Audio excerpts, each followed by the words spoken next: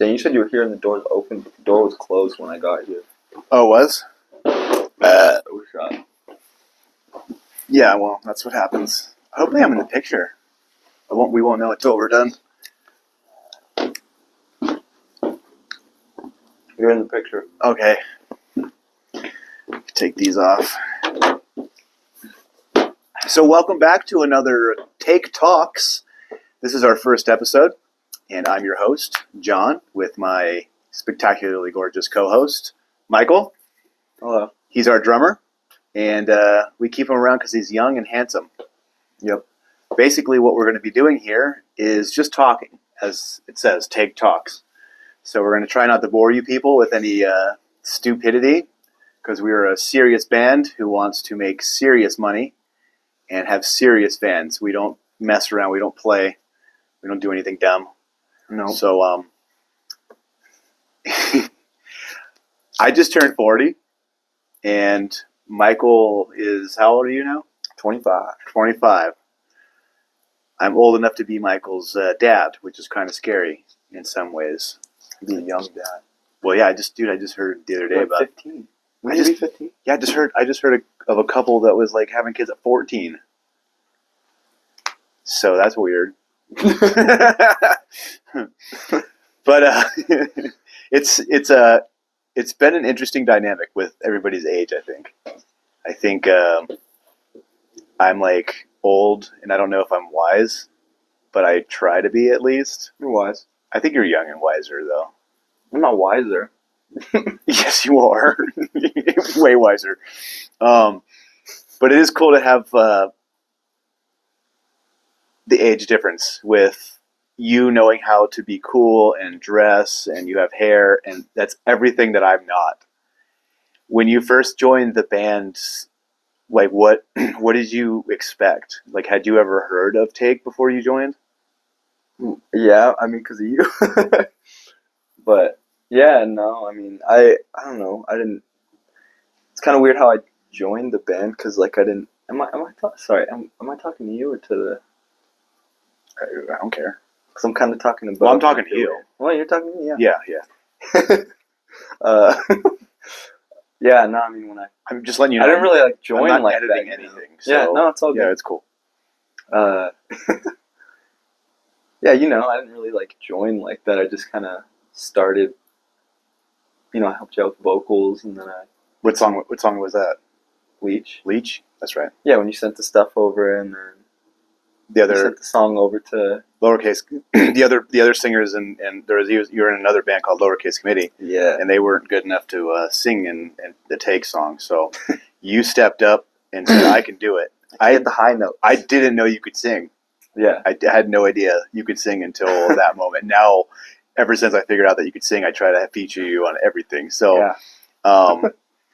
so you sang on Leech, surprised the heck out of me. I had, like I said, no idea that you sang. And then you were leeching off my old band. I was definitely leeching off the old bands. There's a couple of guys who I consider my brothers in Lowercase Committee who I had no intention of, I guess, stealing. That's what our Keenan says. He says I stole you from that band. That wasn't my intention at all, Keenan. So I'm sorry, but you ended up coming over, and besides from me, like, had you ever heard of the band, or did you know anything about it? No, because this was a few years ago. So this was, I think you were like 22 or 23 or something like that when you had first sung on Leech. Oh yeah, maybe even longer than that. I was like 20 or 21. Yeah. So you definitely came from a different generation. Because it is interesting how the scene works. It's like the scene just cycles through generations. It's like we've been around since 2003, probably since you were like born. You're a late 90s baby, right? Yeah. Yeah. And the scene kind of just cycles through and goes through, different ups and downs with different people. So I look up at every show and I'm like, man, these are different people than what I grew up with. And so I don't know. It's kind of cool to have somebody younger and more talented in the band than I am.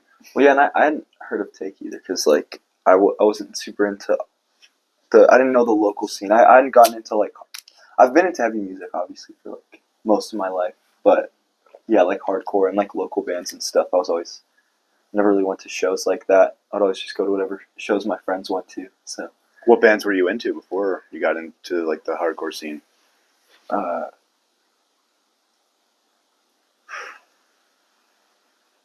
I mean, my whole life, like I don't know, what I See Stars was one I liked. Asking Alexandria, even I listened to them for like way too long. Mhm.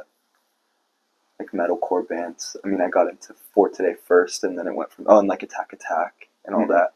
And I would just like recycle a bunch of stuff. The Devil Wears Prada.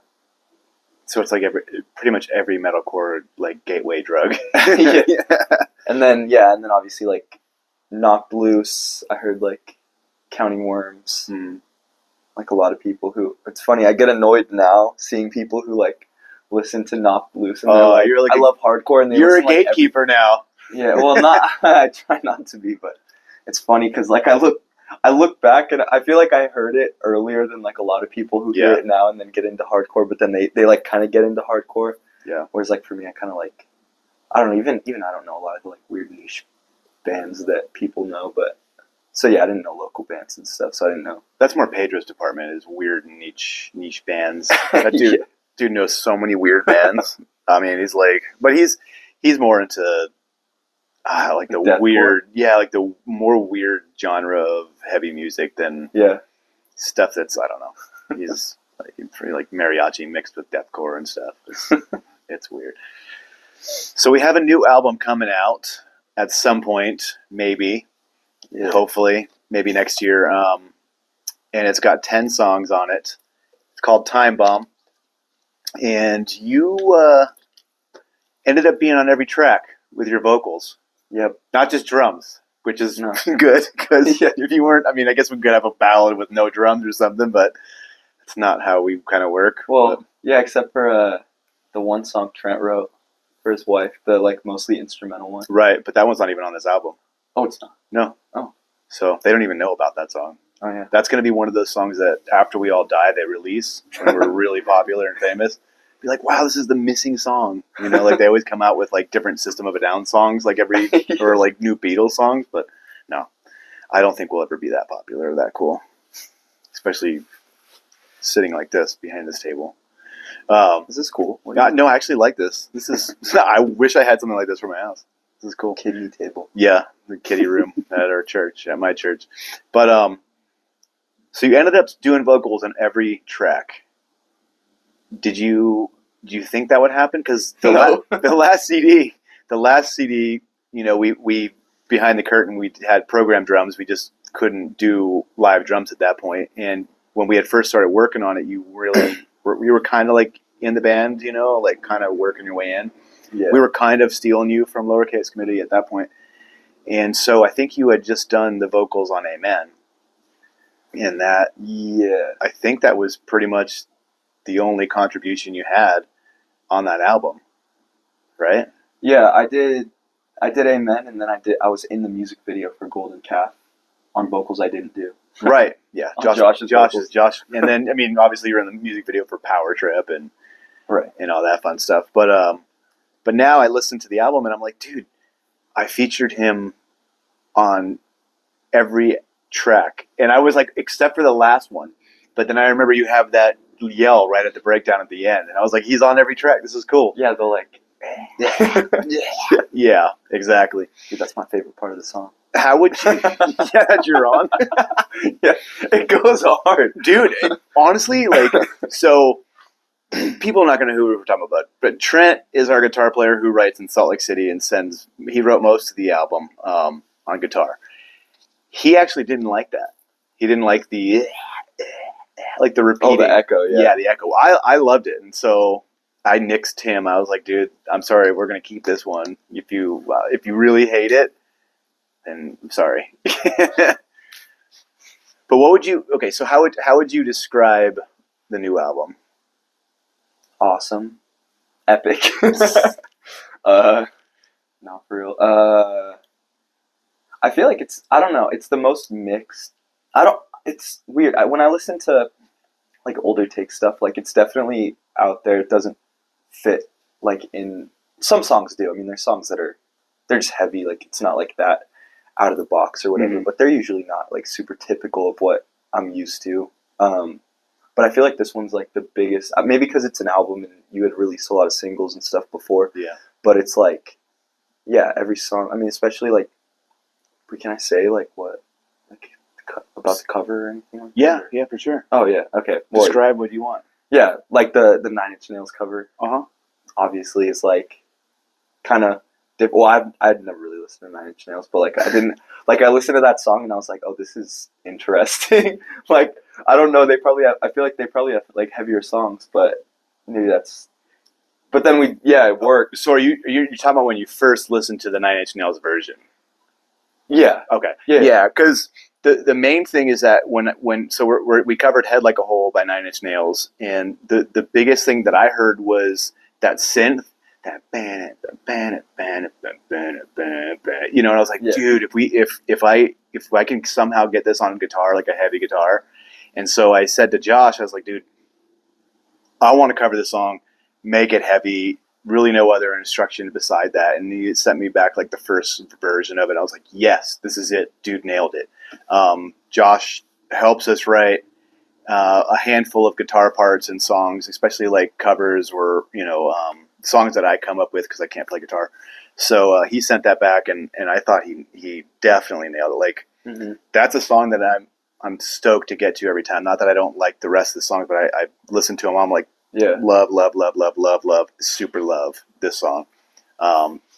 Just because I grew up, that was my genre when I grew up, was like Nine Inch Nails and all that '90s rock and industrial and stuff. So Yeah. but you nailed it, because I tried to sing on that song some parts and it wasn't working, and you came in. You got like a couple parts in there. No, I mean, I scream sometimes. I have a low harmony at the beginning. I do vocals everywhere you have vocals and on my own. Yes. On that. There's I don't think there's one part where you're by yourself. No, there's not, and I'm totally cool with that. Like if that's what makes the song sound better, then I'm fine with that. I'm fine stepping out. I think Josh was a little bit hesitant. Yeah, trash. Oh. Josh was a little bit like, "Hey, you need to be on this more. You're the lead vocalist." And I was like, "No, dude. Whatever sounds good. Let's just go for it." I don't know how I'm gonna play that one and do all those vocals. Well, you're gonna have to. I don't know. I mean, the drums aren't super hard. I'll just play the drums. I can probably do it. Oh yeah, you can play it. It's not hard. So, what other tidbits or information you want to give about the new album? Yeah. Well, what I was saying about that song, I was like, I feel like that's a good example where we obviously took it and made it like Take style, I mean, at least the style that Take is sort of becoming, because I don't know if the sound sort of changed. I mean, it's all heavy music. It's still heavy and stuff, but like, yeah, took it and made it our style, but like, I feel like it's still a lot of the stuff, like the influences and stuff, like we keep a lot of the influence versus like completely taking an idea and like, I don't know, sometimes the influence can get lost. I feel like the influence doesn't, like when I would show people like different songs or whatever, and they're like, this sounds just like Rage Against the Machine. I'm like, well, that's what the influence is. Yeah, like, or somebody's comment when we let somebody listen to Trapped Within, which will be one of the singles, and they were like, that sounds like early 2000s metalcore. I'm like, that's exactly what we're going for. Yeah. So I feel like, with all the different influences and stuff, like there's like that one, I don't know what it's called. I forget what it's called, but I don't know if I can say names either. say everything you want. Okay. It's like what is it called? Like, not Freedom or something, but some like where you're like talking about like grab your flag or like whatever, that like America one. Oh, Land of the Free. Land of the Free, yeah. The one with Preston. Yeah. Yeah. I feel like that one started out one thing and then it almost went like, I mean, Preston's vocals are kind of that deathcore style, and then I did some like blast beats and like fast double kick stuff in there, and like totally not hardcore. Yeah. But then there's like other songs where like Heaven or Hell, that's just like full blown straight hardcore. Yeah. Which people are able to listen to now. I mean, we haven't released it, but that podcast that I did and that we were featured on, like the Band of the Month or whatever, they've played it. Yeah. So you can definitely check that out. And we put up some other like clips and stuff of us playing and Joey did a video real quick video for our show coming up with using some of it. Yeah. Using some of it. I keep forgetting that song's not out yet. Because we played it and stuff. Dude, so it's been written for so long. It's been about 2 years or something.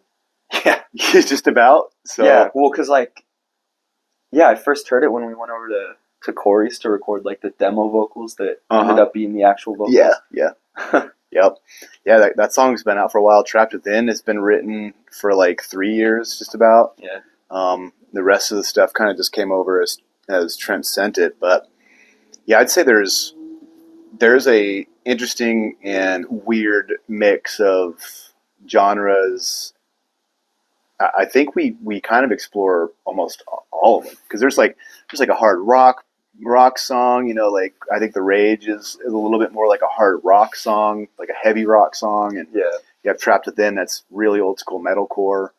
You have some thrash stuff. You have straight hardcore. You got like a Slipknot, which I think, you know, Land of the Free kind of is like a it's a total, well, like, that's what it became song, something weird, because it was like supposed to be Slipknot, and then I'm like, let me just like some hey dude, I mean that's what I like is taking all of our influences and making it our own.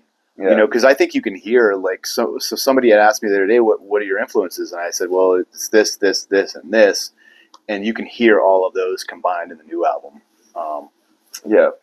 You know, you hear a lot of when Trent wrote, like, a couple of the songs, Turnstile, and they're still huge, but like Turnstile was just blowing up at that point. So you'll hear some Turnstile influence, you know, with some punk riffs and, you know, lighter punk riffs that are fast and crazy but fun, you know. And so I don't know. I think it's going to be I hope that it's like an exciting adventure for people to listen to. And when they get done, they're like, that was fun. It is still, even for me, like, I've heard it a million times, but like when I'm listening through, I'm like, oh yeah. Like, but as I'm going through, I'm like, dang, this is so, like, it's so interesting. Like, you could actually listen through the album. Like, I know that's like in our bio on Spotify, and like that's all you say in interviews and stuff is how we take everyone's influence involved. But it's like that's like the most notable thing and like the most fun part about it. That it really, because like there's not a lot of albums I can listen all the way through, and I'm kind of biased because I did some vocals and did the drums and stuff. But like I try to, even setting that aside as much as I can, like when I'm listening through, I'm like, holy cow, like this part is sick. Not just the parts I did. Yeah, my drums are still there. But. Right, you know, your drums are great. Your vocals are way better though. Yeah, but even like I don't know. There's just like so many, like all the songs to me. I'm trying to think if there's any exceptions that like there's any songs that are where I'm like, this one's like kind of filler or something. It's weird because, I mean, we've had these songs for a long time now, and we've probably listened to them each 1,000 times. And so I think every time I listen, I'm like, oh, I really, really like this song now. And then that kind of changes each time I listen, where it's like depending on the mood almost. Yeah. Because there's just such a different flow and a different, like, each song is really different. And I don't want people to think like we're reinventing music. Right. I'm just saying we're putting a bunch of, like, each track is very different from the next one. Yeah, but I feel like it's not, so like two things. I feel like it's not different in a way. Like for me, I'm like, I listen to a lot of stuff. There's a lot of different, but I've always been picky with music. Like when I was young, I would listen to like one song off one album from one artist, and then I'd have like another song I like from this other artist. Like I was very picky, and I haven't quite grown out of that to where like there's certain things that just don't hit the same as like other songs that I'd rather listen to, and so I'll listen to those. Yeah. And I feel like pretty much every song on this album, I actually like. It doesn't have, so it has enough of the heavy elements that I like, and that's personal preference, obviously. But like it also is different enough that it's like you're still listening. I mean, it's the same band, but it's different styles and genres and stuff, but nothing like that would bore me for like obviously being just kind of a filler song that's more boring. Yeah. But also like me personally, like they all kind of work into genres that I like, and which is cool. And like if I feel like if you like Take, it'll still it still works. Like there's not going to be a song. I mean, I don't know, but there's probably not going to be many songs that are going to be like, oh, this one is like too automatic whatever skip, yeah. because take's already been kind of different and stuff. Yeah, I think And, I think that's the second thing now, but whatever. well, that was good. You think about that, but I don't know. I forget the second thing. Yeah, you did say there was two things. Yeah. What would be? Do you have like a standout track on the album? Oh, that was my second thing. No, Okay. because so what you said, where like every time you listen to it, there's like one song that you're like, oh, this is the one I like the most this time, and then the next time you listen through, it's like, oh, actually, I think I like this one more. For me, it's like literally, I'm going through. If I start, because I don't listen like I won't always listen like in order or like just listen in the car or whatever. Like, it's usually if I'm like curious about something. Yeah. So I go to a song and I'll start at like a random song because I'm listening or I'm trying to find whatever song it is. And then I hear, like I'm looking through and maybe it's not the song I'm looking for, whatever I'm looking for. Yeah. But I listen to the whole thing anyway because I'm like, I just want to hear it again. Yeah. And then like I go through and I'll end up listening to like the whole album and every song I'm like, this is the one. Like if I had to show someone like a song to represent Take now and like the new album and like even my drums and vocals and everything. Yeah. Like my friends and stuff who don't know I scream or whatever wouldn't expect me to scream. Like church people who are oh dude like don't know that I'm into heavy music. I feel like that's my next goal though, is to have you like do screaming on like almost like back and forth with me. I'd love to be able to do that. The dynamic of that. That'd be cool. I think that the track that turned out better than my expectations was I'm Blind. The focus on what they're not saying, when I open up that one, because I had wrote that melody for you and you just totally nailed it. Like that melody that now I'm free. Yeah. Like, and that was kind of different, like a different melody that I was just, it stuck in my head and I was like, you got to do this. And you're like, I don't know, it's kind of weird. Like you write stupid melodies. and then you did it. I definitely said that. That's so dumb. I hate your melodies, but no, it's just, you nailed it. And then the Trapped Within melody that we recorded 3 years ago, that is an incredible, like that hooks you in and like, just it drags you. I don't know, man. It just like drags you behind. It's like, come on, come with me. You're with me now. Like whether you like the song or not, this melody's gonna be stuck in your head. That the one you said first, though. Gosh, I know there's like a. I don't know if you can hear it. You might be able to hear it, but they're like chasing somebody out there. Yeah, the one you said first, though. They're like, what is that song called again? I'm Blind. I'm Blind. Yeah, that one. I like vocally. Or like vocally, I sort of went with like, or was influenced by that one song by what is that? The band they featured Brian Garris from Knocked Loose, but they're kind of a different style. I get them confused with Whitechapel for some reason, but it's not Whitechapel. It's Slaughterhouse. The song Slaughterhouse. I don't know if you. Yeah, I know what you're talking about, but I'm his vocals on that, they're just very like projected, very powerful. There's like a real tight like vocal squeeze, not very airy vocals, but just like, but not like pushing so hard or like creating rasp or anything, but just very clean, very powerful. And I feel like that was kind of like the melody just worked perfectly for that style of vocals. Yeah, it is like listening to it, like I'm like. I surprised, not because it's so technically, I'm so technically proficient or whatever. It's like a very technically difficult vocal to do as far as like being pretty and having vibrato and doing runs or something like that. But I still kind of surprised myself because I feel like that vocal style kind of just, it's hard to sound bad doing that if you have a powerful voice, like which I'm super loud. So I like the contrast because it goes from like a 2-step punk part into all of a sudden a breakdown, but it's not a breakdown. It's like where your melodies all of a sudden come in. Yeah. So it's like and it goes right into it. And I think it catches like it. I even knew that was coming, and it caught me off guard the first time. So I think when you're listening for the first time, you're like, "Whoa, where did this come from?" And then right back into the punk part right after that. And it's just it's. And it's I like that too. There's like songs that, because in hardcore there's not a lot of clean vocals. I don't know. I mean, true hardcore probably doesn't really Yeah, have it's not cool. I think that's why we're not cool. Yeah, but like there's songs that have cleans, and Mhm. like they're kind of like this is but it's not like for people who, because I know some people who are more like purists, like they listen to only like I think thrashy hardcore stuff that only has screaming, yeah. and the nastier it sounds the better, and like just super aggressive and like harsh. And then like I used to be, I'm more of that on that side now. Like Mhm. if I'm listening to music with singing, I'm listening to music with singing, and then same thing with hardcore stuff. Yeah. Like I want stuff with screams, but I feel like to have a little in there, like when bands like Dying Wish does clean vocals on Mhm. something morning or whatever. My mind's not working right Yeah, now. no, you're good, but in front of the camera, but I mean, it's just like Scowl too. Scowl does a bunch of clean vocals too. yeah, but it's always like it's like you're not expecting it. Like when I heard that one song, Until Morning Comes, but it's spelled like morning, like sad. Right, like morning anguish. Yeah, exactly.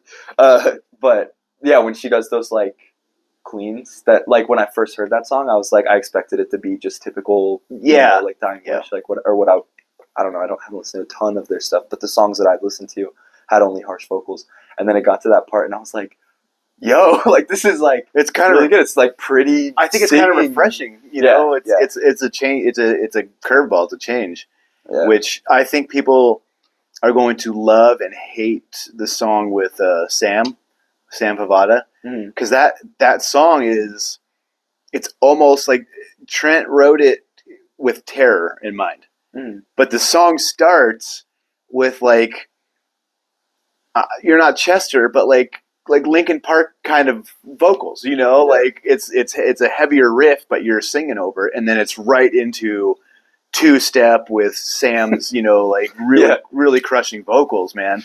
So I think people, what I'm saying is like give it a chance. Like if you don't like singing, give that song a chance, because it's singing at the very beginning, and then it goes right into like some pretty cool stuff.